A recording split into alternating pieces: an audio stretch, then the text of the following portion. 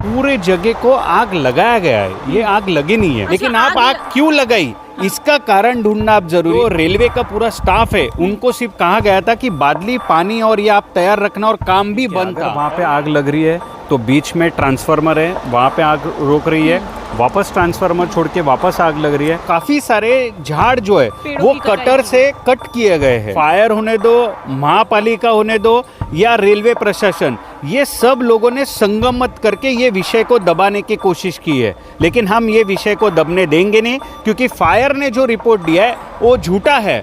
Railway के अगर आप उस पार देख रहे, चलो आग यहाँ पे लग सकती है, रेलवे के उस पार भी बड़ी बड़ी आग लग चुकी है। हाँ, रोड क्रॉस करके। तो आग लगाने वाले भी यही है और आग बुझाने वाले भी यही है, और अभी ये प्रकरण दबाने वाले भी ये सब अधिकारी है। और वो तो जांच करने के बाद पता जरूर चल जाएगा, और नहीं पता चला तो कुछ टाइम के बाद हम खुद मीडिया के सामने आएंगे और आपको बताएंगे कि आग क्यों लगाई गई थी। मैं हूं आदित्य सिंह। इस वक्त हम विरार के कार शेड में उपस्थित हैं। ये यार्ड का परिसर है। बता दें 7 तारीख को यहाँ पर आगजनी हुई थी।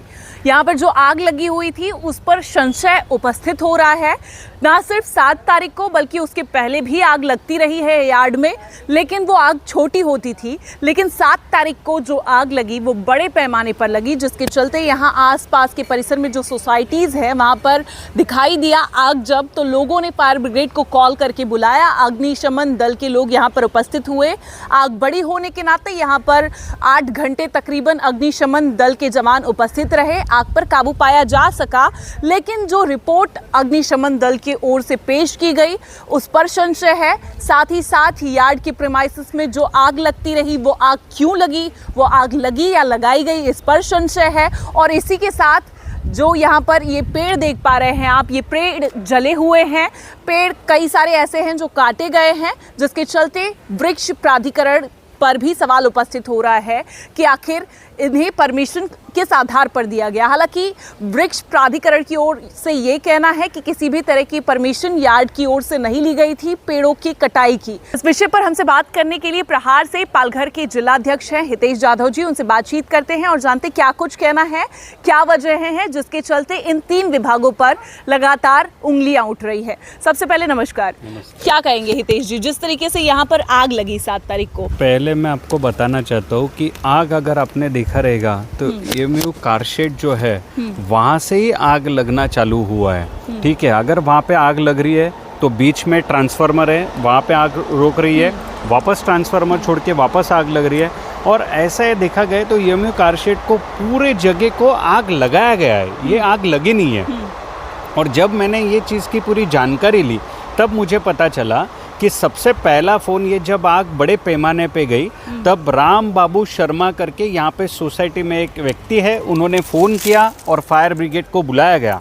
और यहाँ पे फायर ब्रिगेड 8 घंटे से ये आग बुझाने का काम कर रहा था।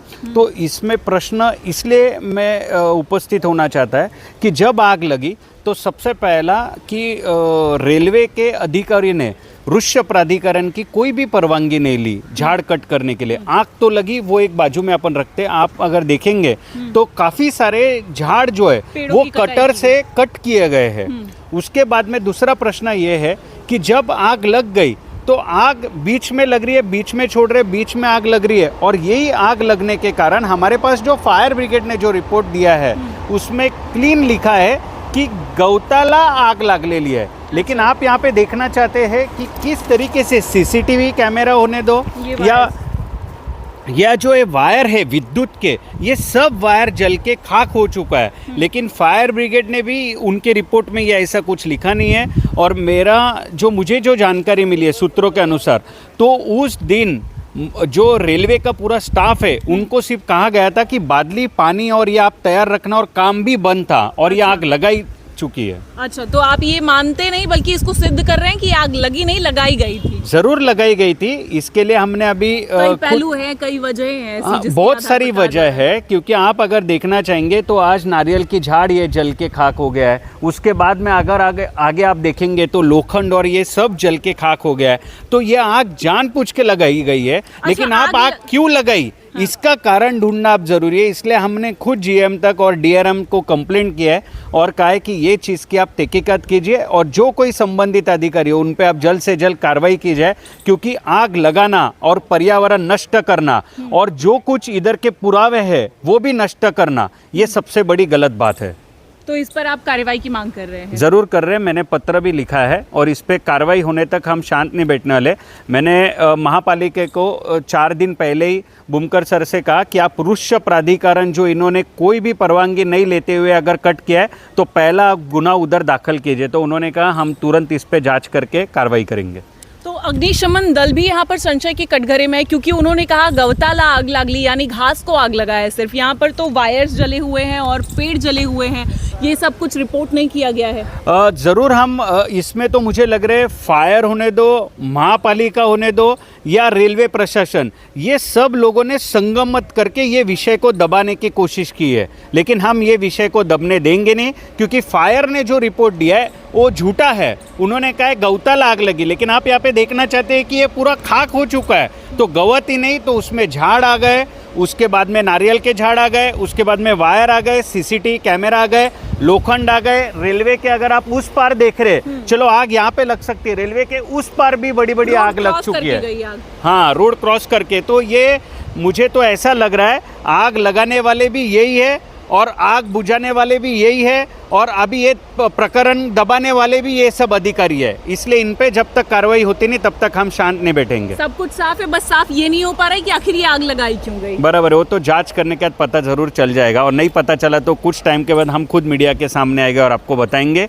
कि आग क्यों लगाई गई थी। अच्छा, तो आप समझ पा रहे हैं साफ तौर पर ये थे हितेश जाधव, जिनका साफ तौर पर कहना है कि यहाँ पर आग लगी नहीं बल्कि आग लगाई गई है।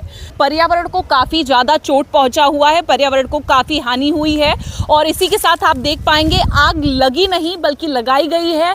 इसकी कई सारी वजहें भी हितेश जाधव ने बताई कि जिस तरीके से ट्रांसफार्मर है बीच में, ट्रांसफार्मर के पास भी घास है लेकिन उन सूखे घासों में आग नहीं लगी है और ट्रांसफार्मर क्रॉस करके आग लगी है। यहाँ पर आप देख पाएंगे सड़क, ये इस पार आग लगी है और फिर सड़क पार कर उस पार भी आग लगी है। तो आग लगने का जो माध्यम है वो समझ नहीं आ रहा है, जिसके चलते ये तो तय है कि आग लगी नहीं, लगाई गई है। अब जांच की मांग इस पर पालघर के जिलाध्यक्ष हैं हितेश जाधव प्रहार से, वो मांग कर रहे हैं। अब देखना ये होगा कि क्या कुछ कार्रवाई होती है। 3 विभागों पर इन्होंने सवाल उपस्थित किया है।